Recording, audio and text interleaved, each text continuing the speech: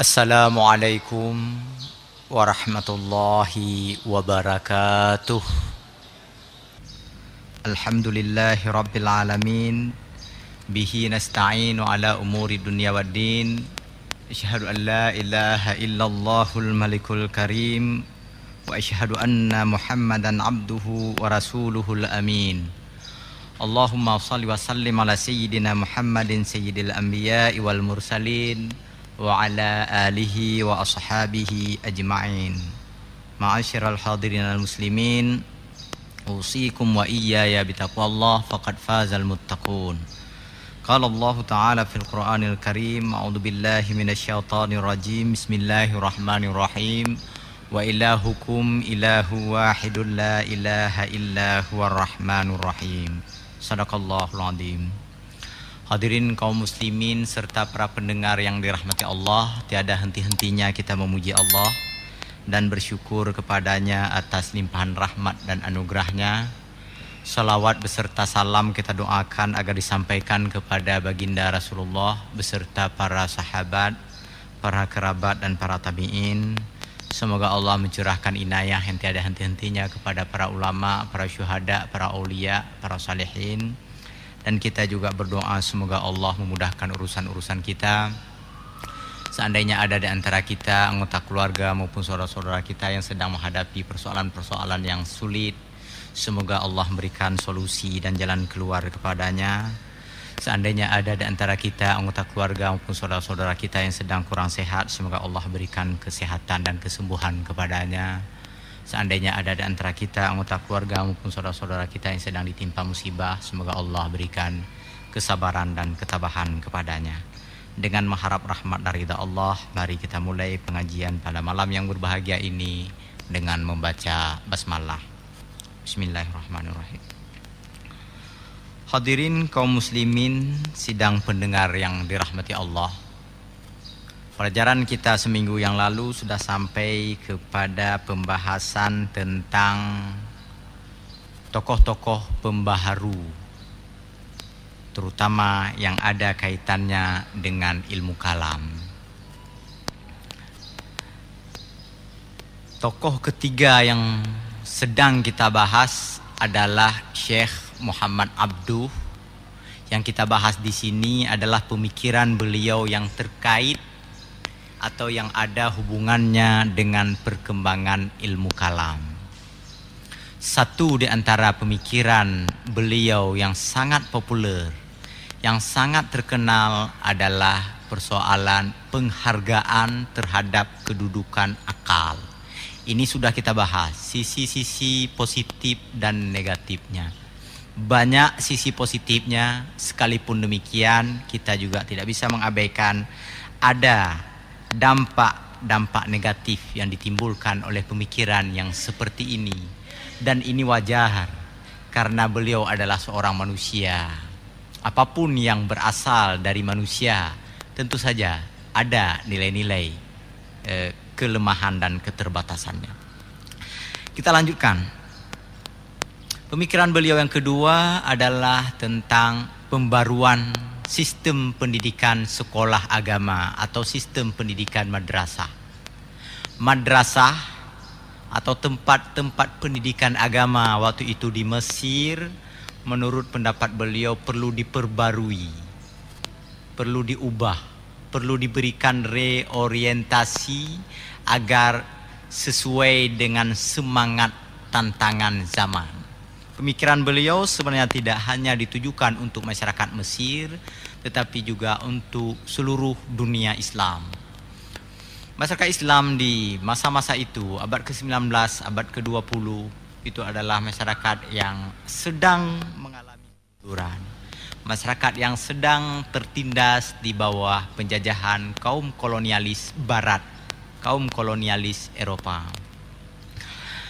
Dengan menyuarakan kembali, dengan menyemangati kembali orang-orang yang sedang studi ilmu-ilmu agama agar mereka juga belajar ilmu pengetahuan lainnya di luar kitab yang selama ini mereka belajar, sehingga mereka memiliki akses dengan perkembangan informasi dan perkembangan ilmu-ilmu terbaru. Mereka sebaiknya juga belajar tentang ilmu-ilmu kemanusiaan, ilmu-ilmu fisika, ilmu-ilmu matematika, dan sebagainya, yang sesungguhnya ilmu-ilmu tersebut sebenarnya telah lazim dipelajari di kalangan umat Islam di zaman klasik dulu, antara tahun 650 hingga tahun 1000 Masehi. Kita mengenal sejumlah ulama-ulama besar di zaman itu, seperti Abu Hamid Al-Ghazali yang kita sebut dengan Hujjatul Islam, Imam Al-Ghazali. Ternyata Imam Al-Ghazali bukan hanya seorang faqih, bukan hanya seorang pengarang kitab fikih, tidak hanya seorang sufi, pengarang kitab-kitab tasawuf, tidak hanya seorang mufassir yang menyusun kitab-kitab tafsir, tetapi beliau juga jago matematika, beliau juga ahli fisika, beliau juga ahli ilmu alam, dan beliau juga sosiolog di masanya. Beliau juga ahli kimia di masanya. Itulah Abu Hamid Al-Ghazali. Maka ketika ada panggilan, ketika ada seruan, ketika ada motivasi agar umat Islam tidak hanya belajar ilmu agama yang terbatas pada urusan-urusan ibadah bahdah saja, maka itu sebenarnya bukan hal yang baru, tetapi itu hanya mengulang kesuksesan yang pernah diraih oleh umat Islam masa dahulu. Kitab-kitab yang ditulis oleh ulama-ulama Islam di zaman klasik antara tahun 650 hingga tahun 1000 Masehi berisikan tidak hanya persoalan-persoalan yang terkait dengan ubudiyah, terkait dengan persoalan peribadatan, tetapi juga terkait dengan persoalan-persoalan lain, persoalan-persoalan kemanusiaan, persoalan-persoalan yang terkait dengan pencapaian kemaslahatan kehidupan umat manusia. Walaupun yang mereka tulis adalah kitab tafsir seperti Mafatihul Ghaibi atau sering disebut dengan At-Tafsirul Kabir yang ditulis oleh Fakhruddin Ar-Razi, di mana di dalam kitab itu beliau tidak hanya menguraikan ayat Al-Quran dari segi kepentingan, keimanan, keyakinan, dan ketaatan manusia kepada Allah, tetapi di dalam kitab tafsir beliau juga terdapat pelajaran filsafat yang sangat tinggi. Terdapat pelajaran ilmu-ilmu alam, fisika, biologi, ilmu-ilmu mengenai lingkungan, dan juga sebahagian bahasan-bahasannya juga beliau uraikan ilmu-ilmu dasar-dasar logika atau ilmu mantik seperti yang dikenal belakangan. Ada seorang yang belajar, yang mengaku belajar filsafat, justru lebih paham setelah membaca kitab tafsir ini. Ada seorang guru besar mengaku bahwa beliau lebih mengerti filsafat bukan pada saat belajar filsafat, bukan dengan membaca buku-buku yang ditulis oleh para filosof, tetapi justru setelah membaca kitab tafsir ini, karena di dalamnya terakomodasi pembahasan-pembahasan tentang filsafat yang sangat mendetil, yang sangat rinci di dalamnya. Itulah model ulama-ulama di zaman klasik, model ulama-ulama antara tahun 650 sampai tahun 1000 Masehi. Yang ini mengalami penurunan, mengalami degradasi di masa-masa kemunduran Islam. Mengalami kemunduran sekitar abad ke-19 dan abad ke-20. Sehingga orang baru dikatakan ulama adalah orang yang menghafal kitab-kitab fikih saja, yang tidak mempedulikan persoalan-persoalan kemanusiaan, yang tidak memperhatikan persoalan-persoalan dinamika di tengah umat. Maka Muhammad Abduh waktu itu tampil menyuarakan kembali. Beliau datang ke sekolah-sekolah agama, termasuk ke Universitas Al-Azhar yang beliau di situ salah seorang pengajarnya. Beliau mendatangi pusat-pusat pendidikan umat Islam, menyuarakan kepada pengajar dan pengelola pusat-pusat pendidikan itu agar tidak hanya mengajarkan ilmu tafsir, ilmu fikih, ilmu hadis, ilmu kalam dan sebagainya. Kepada mereka juga perlu dibekali ilmu-ilmu baru, ilmu-ilmu modern, ilmu-ilmu komunikasi, ilmu-ilmu informasi, ilmu-ilmu teknologi, agar mereka memiliki wawasan paling tidak bisa mengikuti atau bisa seperti ulama-ulama Islam di zaman dahulu. Dan yang lebih penting lagi adalah jangan sampai mereka semakin tertinggal dari dinamika perkembangan umat manusia modern. Hadirin kaum muslimin dan para pendengar yang berbahagia, Yang ketiga, pemikiran Muhammad Abduh yang terkait dengan pembelajaran kita malam ini adalah pemberantasan taklid buta. Apa itu taklid buta? Taklid buta itu hanya meyakini kebenaran dari satu sumber, dari gurunya saja tanpa mempertanyakan apa dalil dari pemikiran tersebut. Menyutatanya yang pokoknya pu hukumnya lagi kepegah tengku. Bagaimana caranya ini? Lagi nyong pernah oleh dengku. Pakai menan dengku pernah home. Nya urusan dengku, ke urusan lon. Nya namanya taklid. Pakai menan nedang semayang, lagi nyolo dengku. Pakai menan membaca Al-Fatihah, lagi nyolo dengar dengku. Itu taklid buta namanya. Tidak pernah mencoba memahami kenapa gurunya, kenapa tengkunya membaca seperti itu. Kenapa tengkunya berpikiran seperti itu. Kenapa gurunya bersikap seperti itu. Taklid buta. Jadi gemuruno atau beribadah, melaksanakan aktivitas-aktivitas peribadatan atas dasar meniru, bukan berguru. Tumire, kan mengure. Jadi apa yang dilakukan oleh orang lagi nyanci. Jaro menuh lagi nyanci, mude-mude lagi nyanci. Waktu datang yang pakai menan home, cikah lagi ya. Bek lu tak manyong, kan begitu. Hanya menimbulkan masalah. Itu namanya taklid buta. Taklid buta itu akan menimbulkan akibat-akibat yang sangat berbahaya bagi masa depan umat Islam. Jangka panjang, bukan jangka pendek. Sehari 2 hari mah ada. Tetapi untuk keperluan-keperluan jangka panjang, taklid buta akan sangat berbahaya. Akan menciptakan pembodohan di tengah-tengah umat.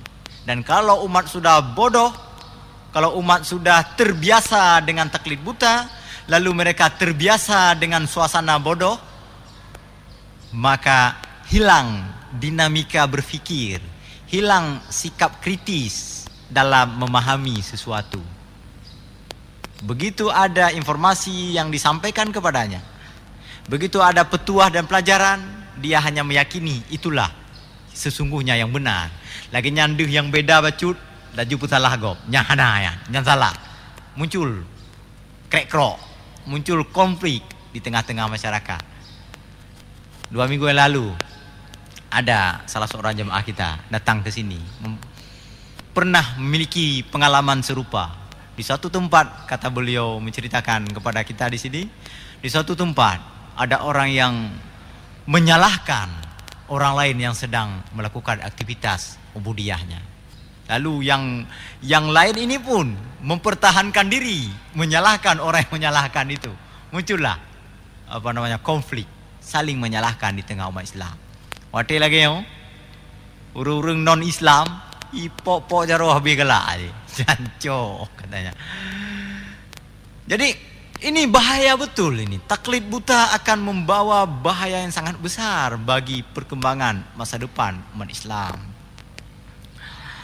Hadirin kaum muslimin yang berbahagia. Pemberantasan taklid buta ini hanya dapat dilakukan dengan belajar. Bukan dengan cara-cara lain. Bukan dengan menyemangati, dengan seminar, dengan macam-macam. Pugot acara simposium besar-besar, pugot tablik akbar, pugot pawai sepanjang 1 kilometer jalan kaki. Tidak bisa menghapus taklid buta itu. Taklid buta hanya bisa diberantas dengan pendidikan. Memang tidak nampak 1-2 hari, tetapi pendidikan itu selalu memberikan pengaruh-pengaruh jangka panjang. 1 hari 2 hari orang mungkin belum bisa berubah. Tetapi lama-kelamaan secara perlahan dengan pendidikan terus-menerus ia akan menjadi orang-orang yang cerdas. Pada saat kecerdasan sudah dimilikinya, mulailah ia kritis, mempertanyakan. Walaupun tidak langsung kepada gurunya, mungkin karena tradisi gurunya kalau biasa belum terbiasa di soal-soal, ditanya-tanya, belum boleh dikritik, minimal dia mempertanyakan pada dirinya dulu. Kenapa ini begini? Apa dalilnya? Apa sumbernya? Bagaimana memahami sumber itu? Atau bagaimana wajhul istidlalnya? Bagaimana dalil itu dipahami sehingga menjadi seperti ini, sehingga melahirkan kesimpulan seperti ini. Dari situ muncul dorongan untuk membaca tidak hanya satu sumber, tetapi juga untuk mencari, meng-cross check kepada sumber-sumber lain. Tidak hanya baca satu kitab, tapi membaca 2, 3, 4 dan seterusnya. Sehingga tidak muncul klaim yang kenyo kitab yang paling betul, yang lain kan mandum. Klaim itu model taklid buta, walaupun cara ngurung, kadang kamalin dan kadang sudah sangat berpengetahuan, kadang mungkin sudah berpendidikan tingkat tinggi. Tetapi kalau sudah muncul klaim, inilah kitab yang benar, yang lain salah, itu sama modelnya dengan taklid buta. Orang yang tidak taklid adalah orang yang cerdas, di mana kecerdasan itu diperoleh dari pendidikan dan berujung kepada terbuka wawasan. Bahasa katanya yang populer ini panjang antino, dapat menerima semua channel, dapat menangkap semua pemikiran. Ketika dia tangkap itu bukan diterima semuanya, bukan diamalkan semuanya, tetapi lewat proses penyaringan, lewat proses selektivitas. Setelah diseleksi, diuji dengan menggunakan dalil-dalil dan wajhul istidlal yang benar, dengan menggunakan kriteria-kriteria untuk mengukur apakah dalil itu sudah benar, barulah diterima. Maka orang yang taklid buta sebenarnya tidak hanya dalam pengertian orang yang sedikit belajar saja, tetapi juga bisa saja orang itu taklid buta ketika datang informasi kepadanya, tetapi tidak pandai menyeleksi mana yang benar, mana yang keliru. Sering sekali orang bagahdok, istilah orang kita sekarang. Bagahdok dalam arti begini. Begitu ada satu paham yang agak baru sampai ke tengah-tengah dia menjadi sangat bangga dengan memahami dan menyebarkan paham baru itu. Baru-baru ini ada di Darussalam. Nyok ada pegah. Ada cita pegah perlema, harus ada pegah-pegah yang lagi yo. Bek tutup. Ada seorang doktor, memang orang doktor ini belajar di IAIN ya, di berbagai sumber dia belajar.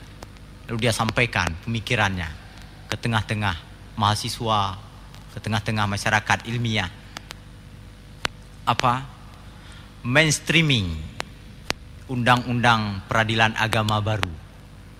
Artinya membuat atau mengupayakan pengarus utamaan model undang-undang peradilan agama yang baru. Yang lama itu tidak berpihak kepada kaum perempuan katanya. Ini perlu undang-undang peradilan agama yang berpihak kepada kaum perempuan.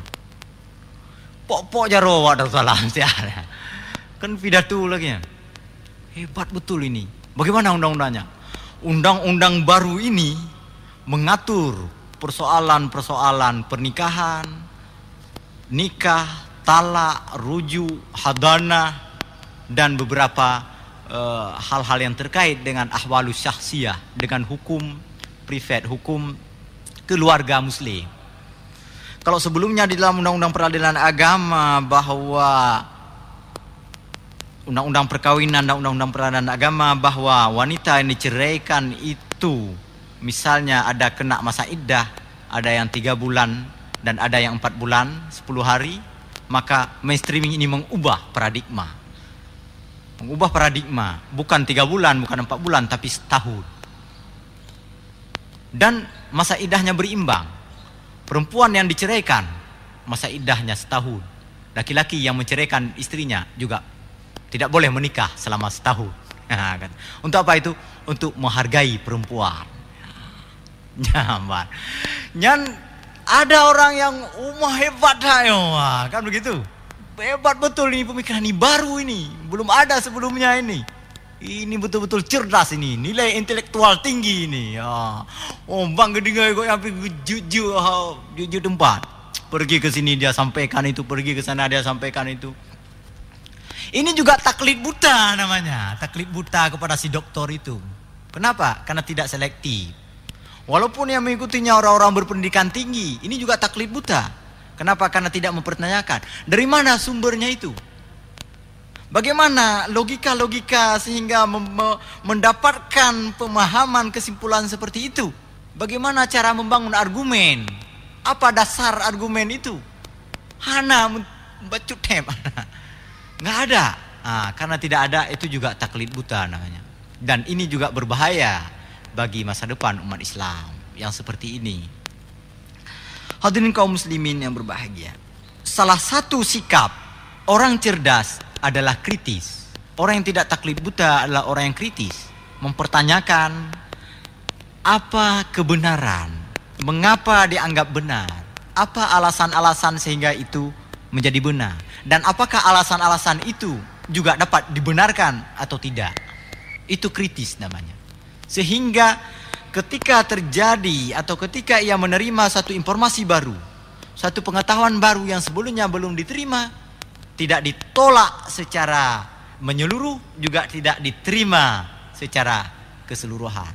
Tetapi ada proses selektivitas. Ada yang dapat diterima, ada yang harus disaring lebih dahulu, ada bahkan yang mesti ditolak mentah-mentah.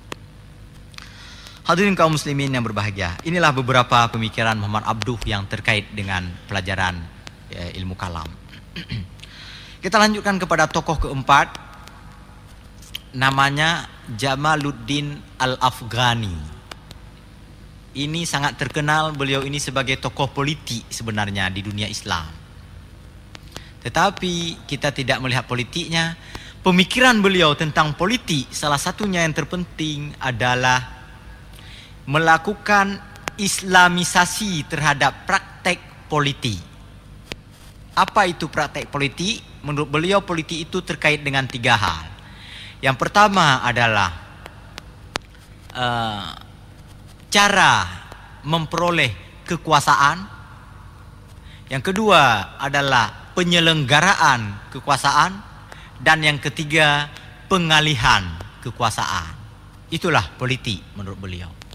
Politik selalu berbicara pada tataran kekuasaan, baik dalam hal memperoleh kekuasaan, menyelenggarakan dan mempertahankan kekuasaan, serta mengalihkan kekuasaan dari satu sistem ke sistem lain, dari satu orang ke orang lain, dari satu generasi ke generasi yang lain. Penyelenggaraan kekuasaan Islam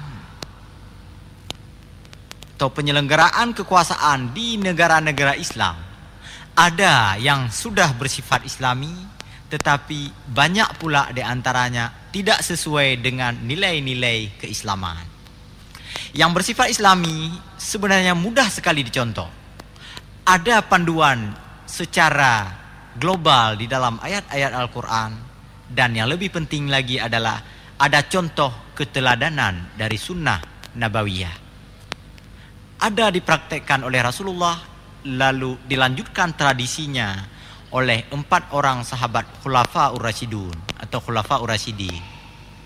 Ini adalah panduan untuk melihat apakah praktek perebutan atau praktek perolehan kekuasaan, penyelenggaraan kekuasaan, dan peralihan kekuasaan dari satu orang atau dari satu sistem ke sistem lain, apakah ada mengikuti corak seperti ini? Jika ada, itu berarti sudah Islami. Jika belum, berarti perlu dipertanyakan lebih dahulu. Hadirin kaum muslimin yang berbahagia, banyak sekali praktek perolehan kekuasaan di dunia Islam tidak dilakukan sebagaimana diajarkan di dalam Al-Quran maupun Sunnah Nabawi. Sistem turun-temurun, sebagaimana dipraktekkan oleh banyak sekali kesultanan, banyak sekali negara-negara dan kerajaan-kerajaan Islam, itu tidak seluruhnya sesuai dengan asas-asas Islami yang dicontohkan oleh Rasulullah. Oleh karena itu, waktu itu Jamaluddin Al-Afghani memberikan kritikan, mengkritik dunia Islam, mengkritik kerajaan-kerajaan dan kesultanan-kesultanan Islam. Mengapa mereka tidak mengikuti apa yang pernah dilakukan oleh Rasulullah? Mengapa mereka tidak mengikuti apa yang pernah dipraktekkan oleh sahabat-sahabat ternama dari Rasulullah? Kalau umpamanya ada jawaban-jawaban yang mengatakan sulit sekali mengikuti apa yang dipraktekkan oleh para sahabat Rasulullah, maka jalan keluarnya adalah mengapa sulit, mengapa susah untuk mengikuti. Bukankah kebaikan di tengah umat Islam apabila mereka sungguh-sungguh mengamalkan ajaran Islam, tidak hanya dalam hal-hal tertentu saja, tetapi bersifat menyeluruh. Inilah yang disebut dengan kafah. Kafah artinya menyeluruh. Tidak hanya dalam soal ubudiyah muamalah, tetapi juga dalam soal-soal yang terkait dengan penyelenggaraan kekuasaan. Itu dari segi perolehan. Dari segi penyelenggaraan kekuasaan juga demikian. Bagaimana cerminan cara Rasulullah memimpin negara? Bagaimana cerminan yang diperlihatkan oleh Abu Bakar As-Siddiq ketika memimpin negara? Begitu pula dengan Umar bin Khattab, Utsman bin Affan, dan Ali bin Abi Thalib. Mereka menjadi orang yang sangat sederhana. Bukan orang yang kaya setelah menjadi penguasa. Bukan orang yang menikmati fasilitas negara demi menyelenggarakan kekuasaan. Mereka betul-betul menjadi khadimul ummah, pelayan umat, pelayan masyarakat. Bukan mengeksploitasi masyarakat. Kita sering dalam kampanye itu mengklaim diri untuk akan menjadi melayani masyarakat. Tetapi waktu kampanye kedua apa yang pernah dikampanyekan, apa yang diutarakan oleh Jamaluddin Al-Afghani sangat relevan sekarang ini kita bicarakan. Begitu banyak kita lihat orang-orang yang lupa pada kedudukan yang sesungguhnya itu adalah amanah, yang sesungguhnya itu seandainya dia bisa menjalankan prinsip-prinsip Islami, mereka akan menjadi orang-orang yang sangat-sangat mulia di hadapan Allah. Tetapi lagi-lagi kita sering sekali lupa kepada masa lalu cemerlang. Masa lalu Islam yang cemerlang adalah ketika umat Islam dipimpin oleh pemimpin-pemimpin yang hidup sederhana, yang konsisten, yang yang istiqamah di dalam menjalankan roda pemerintahan, di dalam menyelenggarakan kekuasaan. Hadirin kaum muslimin yang berbahagia, Islamisasi politik juga bermakna bahwa dalam praktek perolehan kekuasaan, penyelenggaraan kekuasaan, dan peralihan kekuasaan itu mengikut sertakan nilai-nilai keagamaan, norma-norma Islam, nilai-nilai ketauhidan, merasakan kehadiran Tuhan di dalam semua aktivitas tersebut. Ketika seseorang ingin membuat kebijakan-kebijakan, ketika seorang penguasa akan membuat sebuah keputusan, maka dia menyoal hati nuraninya. Apakah keputusan-keputusan ini betul-betul diridai oleh Allah? Apakah keputusan-keputusan ini akan membawa kemaslahatan kepada umat manusia? Bukan hanya kemaslahatan kepada jumlah kalangan yang terbatas, kepada kroni, kepada keluarga, kepada orang-orang tertentu saja. Itu pertanyaan-pertanyaan yang seharusnya dimiliki di dalam penyelenggaraan kekuasaan, di dalam politik. Hadirin kaum muslimin yang berbahagia, kalau kita baca panduan dari Rasulullah, sebenarnya betul sekali apa yang disuarakan oleh Jamaluddin Al-Afghani ini. Kita lihat misalnya ada sebuah hadis yang diriwayatkan oleh Imam Abu Dawud. Man ista'malnahu bi'amalin farazaqnahu fama akhada ba'da dalika fahuwa ghulul. Barang siapa yang kami pekerjakan dia untuk menduduki suatu jabatan, maka kamilah yang akan membayarnya karena ia menduduki jabatan itu. Kami di sini artinya negara. Maka barang siapa yang mengambil selain dari yang sudah dibayarkan oleh negara kepadanya, maka itu bermakna penggelapan, bermakna penyimpangan, bermakna korupsi, bahasa orang modern sekarang ini. Ibu bapak hadirin kaum muslimin yang berbahagia, insyaallah kita lanjutkan pada pertemuan mendatang. Lebih kurang saya mohon maaf. Wassalamualaikum warahmatullahi wabarakatuh.